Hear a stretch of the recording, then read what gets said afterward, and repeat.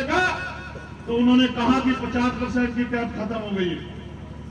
जब उन्होंने 50% की कैप खत्म कर दी और आपने हमसे कहा, जब आपने 27% आरक्षण दिया कि 50% की कैप के कारण 27% आरक्षण मिल रहा है, तो अब हमने मांग उठाई है कि जिसकी इतनी संख्या बारी उसकी इतनी हिस्सेदारी अब इस देश में लागू होनी चाहिए। 52% ओबीसी को 52% आरक्षण अब इस देश में मिलना चाहिए।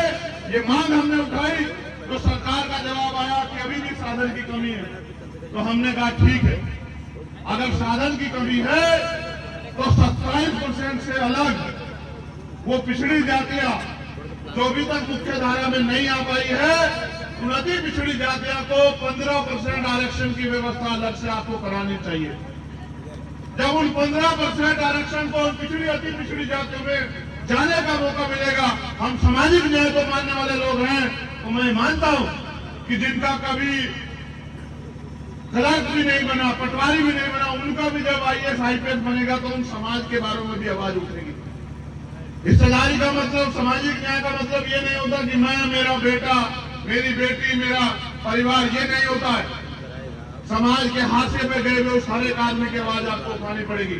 इसलिए अभी हमने मांग की है कि अति पिछड़ी जातियों को 27% से अलग, क्योंकि हमारी हिस्सेदारी तो 52% बैठती है, लेकिन आप पे साधन कम है, तो 15% अति पिछड़ी जातियों को अलग से आरक्षण की व्यवस्था सरकार कराए।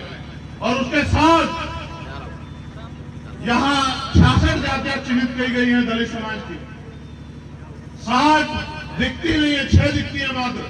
हमने मांग की है, हमारा दिल बना है, हम ईमानदार से बहुजन बनाना चाहते हैं कि उन 60 जातियों को भी संख्या के आधार पे 5% आरक्षण अलग से जो अब तक मिल रहा है उसके अतिरिक्त देने की व्यवस्था सरकार करे। और मैं आपसे वादा कर रहा हूं कि सरकार के हलक में हाथ डाल के हम ये आरक्षण दिला के रहेंगे अपने लोगों को। इस सरकार की मेरी चुनौती है। ये बात सरकार याद रखे, ये लोकतंत्र है, जिनका वोट होगा उनका राज होगा, और जिनकी संख्या ज्यादा होगी इनके हितों की रक्षा वो खुद करेंगे। इसलिए हम लोग जगाने के लिए निकले कि उन अति पिछड़ी और अति दलित जातियों को भी हम आरक्षण की व्यवस्था होनी चाहिए।